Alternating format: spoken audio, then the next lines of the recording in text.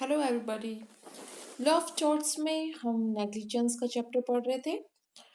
पिछले वीडियोस में हमने नेग्लिजेंस के एसेंशियल्स उपेक्षा के तत्व पढ़े। 4 उपेक्षा के तत्व होते हैं, 3 हमने पढ़ लिए हैं। एक बार मैं फिर आपको बताती हूँ। फर्स्ट नंबर है कि प्रतिवादी का सावधानी बरतने का विधिक कर्तव्य होना चाहिए। सेकंड पॉइंट, वह विधिक कर्तव्य वादी के प्रति होना चाहिए। थर्ड पॉइंट, और प्रतिवादी ने इस कर्तव्य का भंग किया वो। और लास्ट पॉइंट है हमारा फोर्थ नंबर पॉइंट कि जो ये कर्तव्य भंग किया गया है उसके परिणाम स्वरूप वादी को क्षति हुई हो, जो प्रतिवादी की उपेक्षा का स्वाभाविक एवं अति संभाव्य परिणाम हो। तो हम देखते हैं कि जब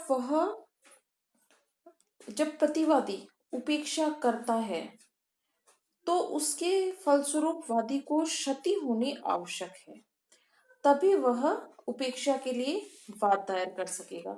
और यह क्षति भी किस तरह से होनी चाहिए? प्रतिवादी की उपेक्षा का प्रत्यक्ष परिणाम होना चाहिए। तो इस तरह से न्यायालय जो क्षति हुई है उसकी क्षतिपूर्ति दिलवाने की कोशिश करता है नुकसानी के रूप में। यह उपेक्षा का उपचार होता है। तो न्यायालय नुकसानी कितनी दिलवाएगा? जो मुआवजा दिलवाया जाएगा वह कितना दिलवाया जाएगा? तो इसके लिए भी यह है कि कई पॉइंट्स पे न्यायालय सोच विचार करेगा कि उपेक्षा की मात्रा कितनी थी, कम या ज्यादा। यदि उपेक्षा से मृत्यु हो गई है तो इस ऐसी दशा में न्यायालय यह देखेगा कि जो मृतक है उसकी आयु क्या थी, उसका फ्यूचर क्या था, और उसके आश्रित जो हैं उन पर क्या खर्चा होने वाला है। ये सब चीजें न्यायालय क्षतिपूर्ति दिलवाते वक्त ध्यान में रखेगा। जो हम फोर्थ पॉइंट देख रहे हैं कि क्षति होनी चाहिए, उसके संबंध में मैनचेस्टर कॉर्पोरेशन का वाद एक बार और हम देखते हैं कि कॉर्पोरेशन का जो सड़क था उस पे पाइपलाइन बिछी हुई थी और वह फट गया, पानी बह गया और घने कोहरे और सर्दी की वजह से पानी जम गया और इस तरह से एक कार फिसल गई और उस दौरान जो वादिनी थी उसके हस्बैंड की मृत्यु हो गई। केस दायर किया गया तो न्यायालय ने कॉर्पोरेशन को उपेक्षा के लिए दायी ठहराया। अब हम देखते हैं कि किस मामले में कितनी सावधानी रखी जाए। तो किसी विशेष स्थिति जो होती है उसमें कितनी सावधानी रखनी है ये 2 बातों पर निर्भर करता है। पहला, खतरे का विस्तार क्या है, ठीक है, और दूसरा यह कि खतरे के विरुद्ध सावधानी बरतने की आवश्यकता किस सीमा तक है। फर्स्ट नंबर खतरे का विस्तार और सेकंड नंबर सावधानी की आवश्यकता। तो जो खतरा है, खतरे की मात्रा है, उसके साथ साथ सावधानी की मात्रा भी घटती बढ़ती रहती है। जितना अधिक खतरा होगा सावधानी की जरूरत उतनी ही ज्यादा होती है, और बहुत कम खतरा है तो बहुत कम सावधानी की आवश्यकता होगी। जैसे किसी मामले में अगर बहुत कम खतरा है तो बहुत न्यूनतम सावधानी रखने पे भी न्यायालय सेटिस्फाइड हो जाएगा कि उसने उपेक्षा नहीं की है, क्योंकि एक प्रज्ञावान व्यक्ति उतनी ही सावधानी बरतता जितना प्रतिवादी ने बरता है। इसका बहुत सटीक केस लो है बेल्टन वर्सेस स्टोन का, क्रिकेट मैदान वाला केस। इसमें जो क्रिकेट मैदान के आस पास से गुजरने वाला जो रास्ता था वहां पे वादी खड़ा था और गेम के दौरान खिलाड़ी ने एक गेंद मारी और वो 4 दीवारी के पार चली गई जो पिछले 100 सालों तक भी बाहर नहीं गई थी, और क्योंकि दीवारें बहुत ऊपर बनाई गई थी। तो केस दायर किया गया।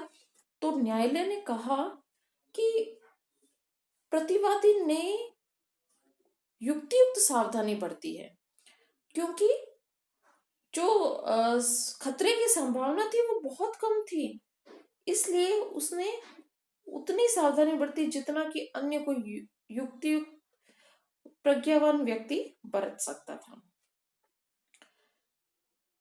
एक और केस देखते हैं, ग्लास्को कॉर्पोरेशन वर्सेस टेलर का। ये जहरीले फल वाला केस है। इसमें सार्वजनिक बाग में कुछ जहरीले पौधे उगाए थे और यह बात वहां के प्रबंधकों को पता थी, और एक बच्चा उस जहरीले फल को खा लिया और उससे उसकी डेथ हो गई। कॉर्पोरेशन को न्यायालय ने दायी ठहराया, क्योंकि कॉर्पोरेशन का यह दायी कि जो जहरीले फल हैं या तो उनको हटाए या ऐसी व्यवस्था करे कि वह बच्चों तक ना पहुंचे, किसी अन्य के अप्रोच में ना पहुंचे। अब हम देखते हैं कि सावधानी का स्तर, जो पॉइंट हम देख रहे थे, सावधानी के स्तर में हम कहेंगे कि न्यायालय ने एक जो कानूनी स्तर तय कर रखा है कि किस किस तरह के जो केसेस होंगे उसमें कितनी सावधानी की आवश्यकता होगी। तो प्रतिवादी अगर अपनी लाइबिलिटी से बचना चाहता है तो उसे उस लेवल तक अपनी सावधानी उसने रखी है यह साबित करेगा। जैसे हम एक केस देखते हैं, doctor P.N. Rao versus Jayaprakash का। इसमें जैसे एक डॉक्टर ने ऑपरेशन किया और उसमें उपेक्षा की गई थी, उपेक्षा का वाद दायर किया गया था।